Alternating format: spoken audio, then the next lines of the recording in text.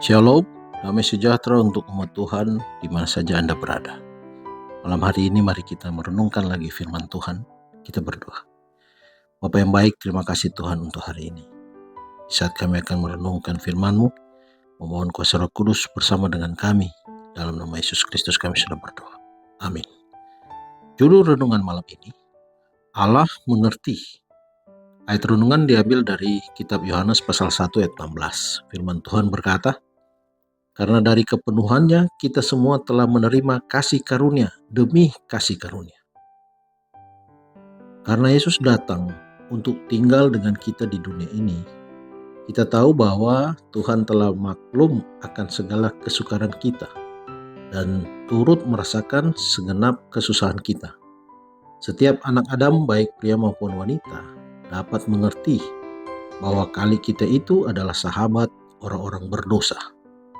Karena dalam setiap doktrin anugerah, setiap janji sukacita, setiap perbuatan kasih, setiap penarikan ilahi yang ditujukan dalam hidup juru selamat, tatkala di bumi ini kita melihat Allah menyertai kita.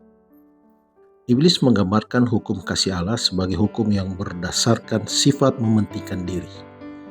Ia menyatakan bahwa sungguh mustahil bagi kita menurut segala ajarannya. Kejatuhan nenek moyang kita yang pertama bersama segala malapetaka yang telah timbul dituduhkannya ke atas kalik, menyebabkan manusia memandang Allah sebagai sumber dosa, penderitaan, dan maut. Yesus harus menyingkap tabir penipuan ini. Selaku seorang dari antara kita, ia harus memberikan sebuah contoh penurutan. Untuk maksud ini, ia mengenakan sifat-sifat kita dan merasai segala pengalaman kita. Dalam segala hal, ia harus disamakan dengan saudara-saudaranya. Dicatat dalam Ibrani 2 ayat 17. Kalau kita harus menanggung sesuatu yang tidak ditanggung oleh Yesus, maka dalam hal ini iblis akan mengatakan bahwa kuasa Allah tidak cukup bagi kita. Karena itu Yesus telah dicobai dalam segala perkara, sama seperti kita juga. Ditanggungnya segala ujian yang juga kita derita. Tidak pernah ia menggunakan sesuatu kuasa apapun untuk kepentingan dirinya sendiri yang tak dikaruniakan kepada kita dengan leluasa. Selaku seorang manusia, ia menghadapi penggodaan dan mengalahkannya dengan kekuatan yang dikaruniakan Allah kepadanya.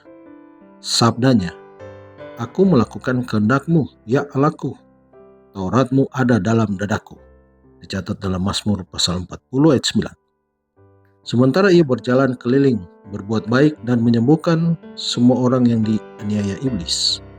Ia menjelaskan kepada umat manusia keadaan hukum Allah dan sifat pekerjaannya.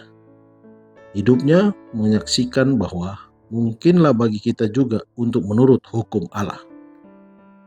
Dengan kemanusiaannya, Kristus menjamah manusia. Dengan keilahiannya, ia berpegang pada tahta Allah. Selaku anak manusia, ia memberi kepada kita sebuah contoh penurutan. Selaku putra Allah, ia memberikan kepada kita kuasa untuk menurut.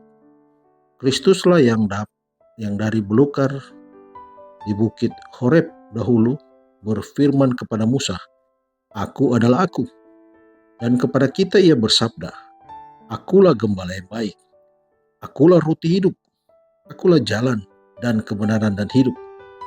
Kepadaku telah diberikan segala kuasa di surga dan di bumi. Akulah jaminan segala janji. Aku ada, jangan takut." Allah menyertai kita. Ialah jaminan kelepasan kita dan dosa.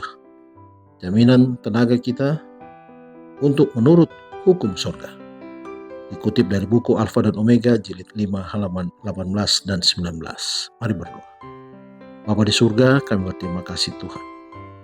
Engkau sudah datang ke dunia ini, rela mati untuk menggantikan kami.